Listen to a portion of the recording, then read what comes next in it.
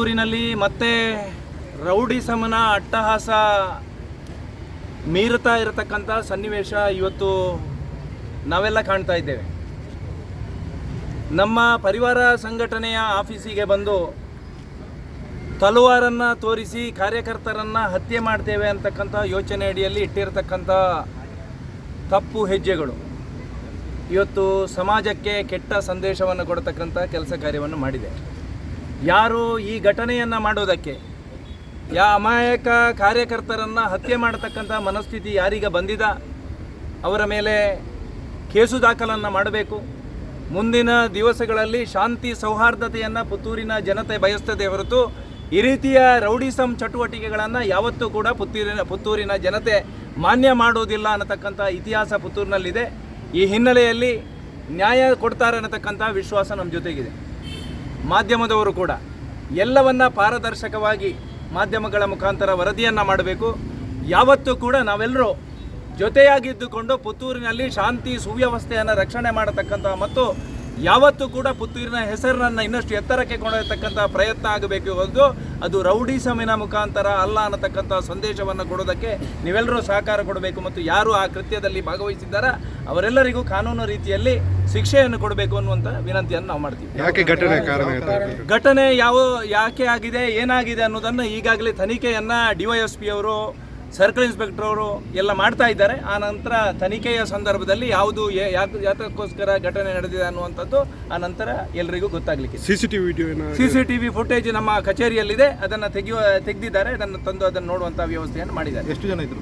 ಸುಮಾರು 10 ಜನರ ತಂಡ ಅಲ್ಲಿಗೆ ಬಂದಿದೆ ಅನ್ನುವಂಥದ್ದು ನಮಗೆ ಮಾಹಿತಿ ಇದೆ. ನಾವು ಕಾರ್ಯಕ್ರಮದ ನಿಮಿತ್ತ ಬೇರೆ ಬೇರೆ ಕಾರ್ಯಕ್ರಮದಲ್ಲಿ ಭಾಗವಹಿಸಲಿಕ್ಕೆ ಹೋಗಿದ್ದೆವು.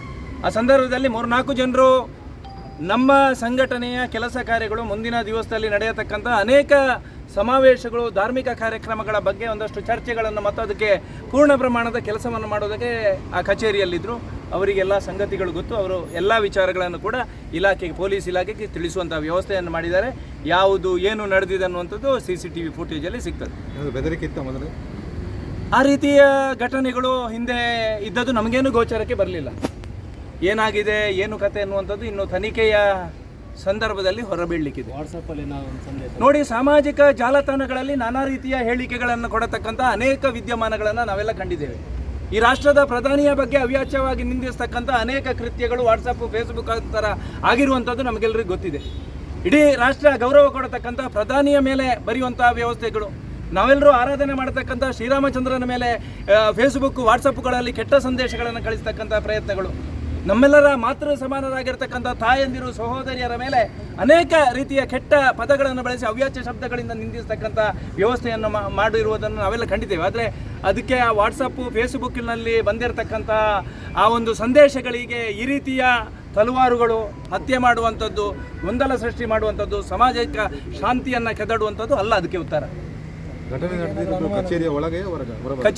ಕಚೇರಿಗೆ ಬಂದಂಥ ಸಂದರ್ಭದಲ್ಲಿ ಅದೇ ಕಚೇರಿಯ ಒಳಗಡೆ ಇದ್ದವರು ಯಾರು ಅಂತೇಳಿ ನೋಡಲಿಕ್ಕೆ ಬಂದರು. ಆ ಸಂದರ್ಭದಲ್ಲಿ ಈ ರೀತಿಯ ಘಟನೆಗಳು ನಡೆದಿವೆ. ಸುಮಾರು 1.5 ಗಂಟೆಯ ನಂತರ ನಮಗೇನು ಅನುಮಾನ ಇಲ್ಲ ಯಾರು ಬಂದದ್ದು ಅನ್ನುವಂಥದ್ದು CCTVಯಲ್ಲಿದೆ. ಪೊಲೀಸರು ತಕ್ಷಣ ಆಗಮಿಸಿ ಅವರೆಲ್ಲರನ್ನ ಬಂಧನ ಮಾಡಿ ಈಗಾಗಲೇ ಸ್ಟೇಷನಿಗೆ ತಂದು ಇಟ್ಟಿದ್ದಾರೆ. ಇನ್ನು ವಿಚಾರಣೆ ನಡೆಯುತ್ತೆ, ನ್ಯಾಯ ಸಿಗ್ತದೆ. ಮಹತೋಬಾರ ಮಾಲಿಂಗೇಶ್ವರನ ಈ ಪುಣ್ಯಭೂಮಿಯಲ್ಲಿ ಯಾವತ್ತೂ ಕೂಡ ನ್ಯಾಯ ಸಿಗ್ತದೆ ಹೊರತು ಅನ್ಯಾಯಕ್ಕೆ ಬೆಲೆ ಸಿಗುವುದಿಲ್ಲ ಅನ್ನತಕ್ಕಂಥ ಸಂದೇಶ ಹಿಂದೆಯೇ ಸಮಾಜಕ್ಕೆ ರವಾನೆ ಆಗಿದೆ. ಅದಕ್ಕೋಸ್ಕರ ನಮಗೆ ಮಾಲಿಂಗೇಶ್ವರನ ಮೇಲೆ ಮತ್ತು ನ್ಯಾಯಾಂಗದ ಮೇಲೆ ವಿಶ್ವಾಸ ಇದೆ. ವಸ್ತುನಿಷ್ಠತೆ, ವಿಶ್ವಾಸಾರ್ಹತೆ, ನಿಖರತೆಗಾಗಿ ನೋಡ್ತಾ ಇರಿ ನ್ಯೂಸ್ ಪುತ್ತೂರು, ಜನಮನದ ಪ್ರತಿಧ್ವನಿ.